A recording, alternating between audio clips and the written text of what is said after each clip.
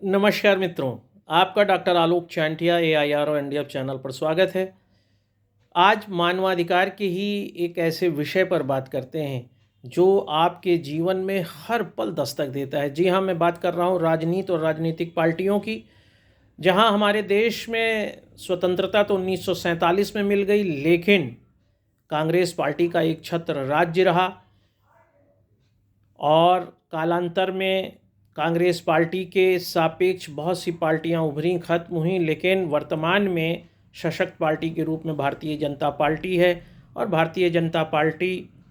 ना सिर्फ राज्यों में बल्कि केंद्र में लगातार 2 टर्म में अपने खुद के बहुमत अर्जित करने के आधार पर देश में सत्ता संभाल रही है। लेकिन हमारा मुद्दा यह नहीं है आपको बताना। हमारा मुद्दा ये है कि मानवाधिकार के आईने में आइए थोड़ा सा विश्लेषण करके देखते हैं कि क्या कारण है कि जनता पार्टियों को बदल रही है। वह कौन से कारण हैं जिसमें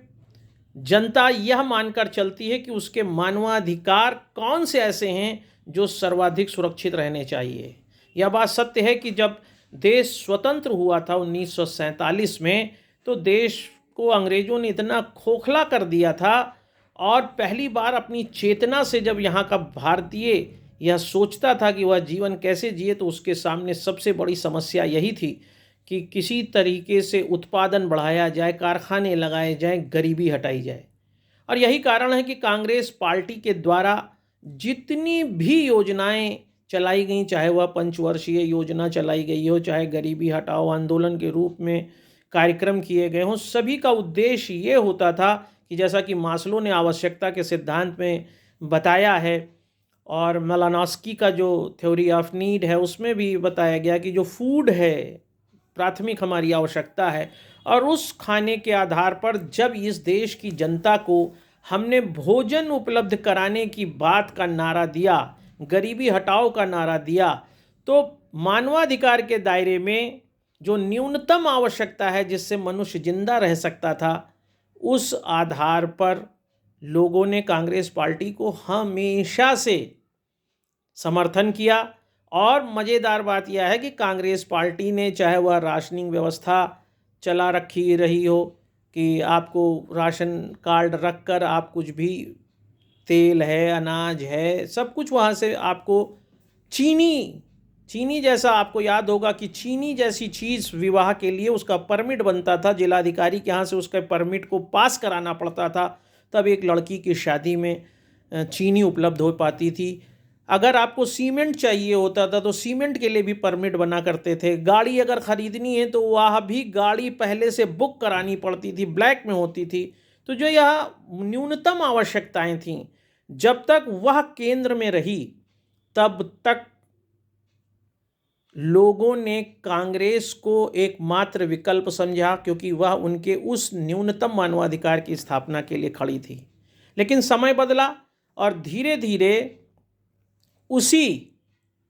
जो नीड है, जो आवश्यकता है, उसके और लोगों के वेतन और कमाने के बीच में एक असमानता को उकेरते हुए दूसरी पार्टियों ने काम करना शुरू करा। महंगाई को मुद्दा बनाया कि अगर गरीबी हटाओ का नारा है तो फिर ऐसा सब कुछ होना चाहिए जिससे कि सबके हाथ में सब कुछ उपलब्ध हो। जहां भारतीय जनता पार्टी को इसके लिए फ़ायदा मिला, लेकिन उसको सबसे ज़्यादा फ़ायदा मानवाधिकार के दूसरे जनरेशन का जो मानवाधिकार था, जिसमें इस बात की वकालत की गई है कि संस्कृति की कैसे मानवाधिकार की सुरक्षा की जाए, और उस संस्कृति के आधार पर देश में इस बात को उकेरने का जो एक प्रयास हुआ कि यह सच है कि देश स्वतंत्र हो गया, यह सच है कि गरीबी हटाओ के नारे में बहुत कुछ हमने भोजन में अपनी आत्मनिर्भरता अर्जित कर ली, लेकिन यह भी सच था कि हमारी योजनाओं में कहीं ना कहीं बहुसंख्यक समाज इस देश का दबाव में आता चला गया, उसकी अभिव्यक्ति को महत्व नहीं दिया गया। जो अल्पसंख्यक थे उनकी अभिव्यक्ति मुखर हो गई, उनकी अभिव्यक्ति को ज़्यादा प्राथमिकता दी गई, उनको ज़्यादा संविधान के अनुच्छेद 25 से 30 के बीच जितने मौलिक अधिकारों की सुरक्षा संरक्षा दी गई, उस सुरक्षा संरक्षा के कारण बहुसंख्यक समाज के बीच अभिव्यक्ति की स्वतंत्रता का एक ऐसा विकल्प उभरा जिसमें भारतीय जनता पार्टी ने इस बात का एहसास कराने में कि उनका मानवाधिकार, मौलिक मानवाधिकार जो है वह यहाँ पर आकर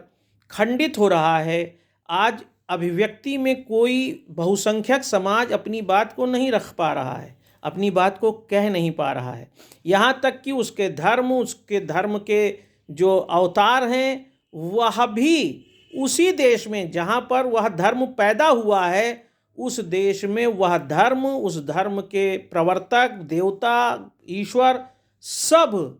एक मकड़जाल में फंसे हैं और वो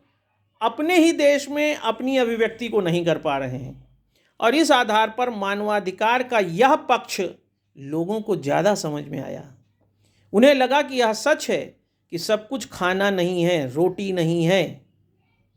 अगर हाथ में कमल की अभिव्यक्ति नहीं है। और इस अभिव्यक्ति की स्वतंत्रता ने आग में घी का काम किया।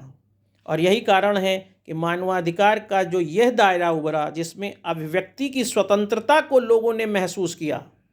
उन्होंने माना कि दूसरी सरकारों की तरह वर्तमान में भी सरकार लोगों को रोटी देने की बात चाहे हो, चाहे नौकरी देने की बात हो, चाहे बढ़ती महंगाई हो, उसमें वह उसके समानांतर ही खड़ी है। लेकिन अभिव्यक्ति की स्वतंत्रता में पहली बार इस देश के नागरिक को यह महसूस हुआ कि वह बहुसंख्यक था, लेकिन सहिष्णुता के दायरे में वह दूसरों को भी जीने का मौका देता था, लेकिन स्वयं उसका ही जीवन बाधित हो रहा था, उसे बोलने का अवसर नहीं मिल रहा था।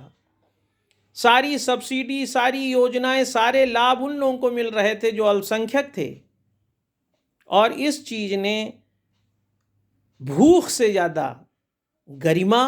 अभिव्यक्ति को लोगों के दिमाग में अधिवेष्टित किया और लोगों ने माना कि रोटी तो जानवर भी खा लेता है, वह किसी न किसी तरह से कमा लेता है, लेकिन अगर व्यक्ति के अंदर गरिमा का संचार नहीं है, यदि वह अपनी अभिव्यक्ति खुलकर नहीं कर पा रहा है और उस अभिव्यक्ति में उसका रात के अंधेरे में चाहे अकेले निकलना हो, चाहे किसी भी क्षेत्र में अकेले चले जाना हो,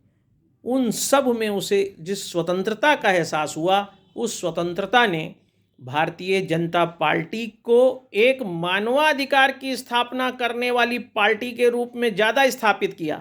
जबकि कांग्रेस पार्टी भी मानवाधिकार का काम कर रही थी, लेकिन वह मानवाधिकार का काम कर रही थी सरकार को केवल बनाए रखने में, जनता को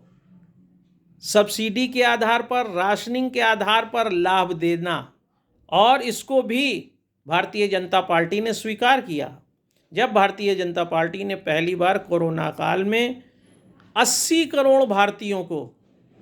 इस बात के लिए विश्व के सामने लाकर खड़ा किया कि हमारे देश के 80 करोड़ भारतीय ऐसे हैं जिनको राज्य द्वारा जब तक भोजन न दिया जाए वह अपने भोजन को अर्जित करने में सक्षम नहीं हैं। और इतना खुलकर इस बात को विश्व मंच पर स्वीकार करना, जबकि भारत अपने को विकसित देश के लिए खड़ा करना चाहता है, जब भारत सामरिक शक्ति के रूप में उभर रहा है, जब भारत में औद्योगिक क्रांति बढ़ रही है, जब भारत 5 ट्रिलियन इकॉनमी से बढ़कर 4 ट्रिलियन इकॉनमी की ओर बढ़ चुका है, ऐसे समय में पूरे विश्व के सामने यह विभेद और द्वैध स्थिति को प्रस्तुत करना एक कठिन कार्य था। लेकिन इस कठिन कार्य ने ही भारतीय जनता पार्टी की इस अभिव्यक्ति को उसको स्थापित करने में महत्वपूर्ण योगदान के रूप में प्रयुक्त किया। जहां दुनिया ने देखा कि भारत में आज भी 80 करोड़ गरीब रहते हैं जिनका न्यूनतम मानवाधिकार आज भी हनन की ओर है, जो अपना भोजन स्वयं अर्जित नहीं कर सकते हैं। और इस मानवाधिकार हनन की स्थापना के विपरीत भारतीय जनता पार्टी द्वारा खुलकर भारत मानवाधिकार की स्थापना में जहां 80 करोड़ लोगों को भोजन उपलब्ध कराया गया, वहीं करोड़ों लोगों को, करीब 100 करोड़ लोगों को अभिव्यक्ति की वह स्वतंत्रता दी जिसमें उन्हें लगा कि वह अपने धर्म, अपने कर्म, अपनी अभिव्यक्ति को आज के दौर में खुल कर ले सकते हैं। और यह मनोवैज्ञानिक कारण भी, चाहे वह 80 करोड़ भूख के और अनाज के लिए कतार में खड़े भारतीय हों, या फिर वो भारतीय हों जो सामाजिक सांस्कृतिक विरासत के रूप में अभिव्यक्ति को प्रस्तुत करने के लिए आज तक अपने को कुंठित पा रहे थे वो हों, या फिर अल्पसंख्यक समाज की वह महिलाएं हों जो भारतीय संविधान के अनुच्छेद 14 में कभी समानता का बोध ही नहीं कर पाई थीं और पहली बार महिला के रूप में उन्हें समानता का बोध हुआ। उनको सिर्फ एक गुलाम से ज़्यादा एक समान नागरिक के रूप में भारतीय जनता पार्टी ने स्थापित करने का जो कार्य किया, उसने भी भारतीय जनता पार्टी को स्थायित्व की ओर किया। जहां पर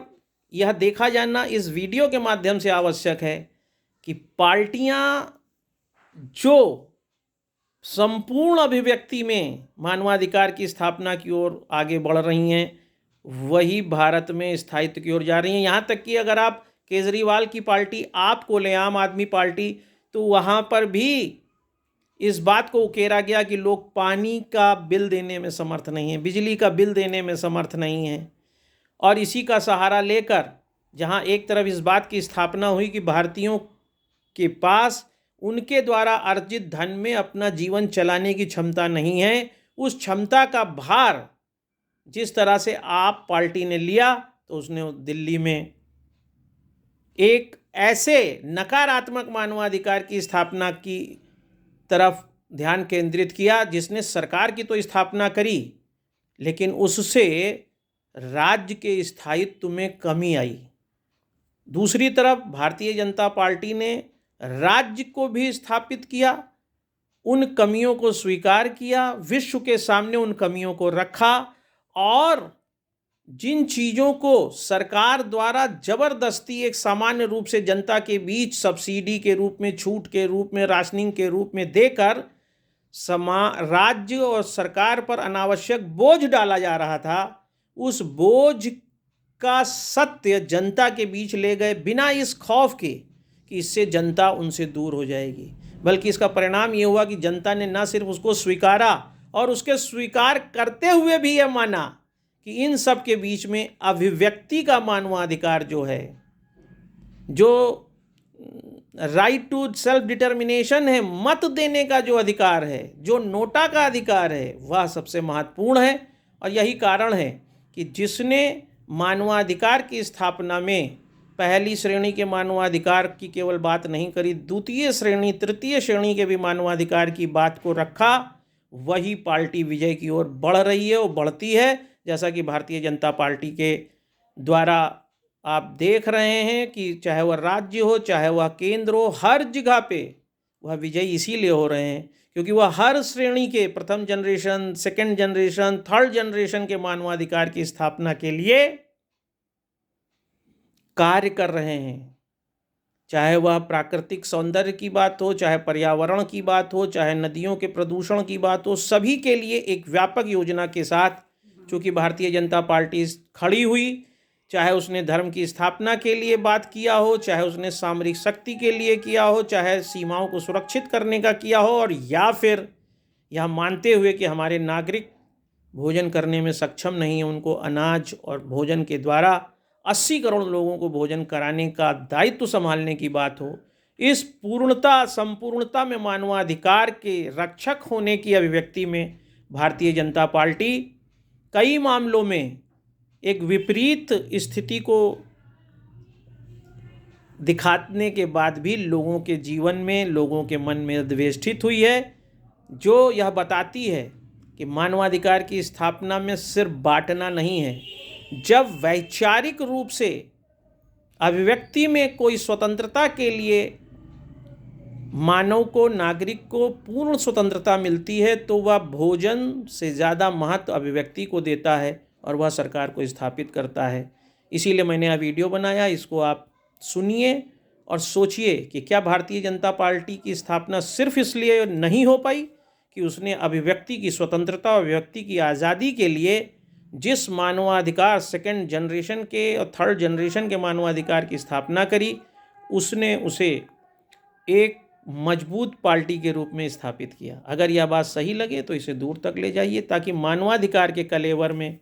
भारतीय राजनीतिक पार्टियों को समझने में सहायता मिले। नमस्कार।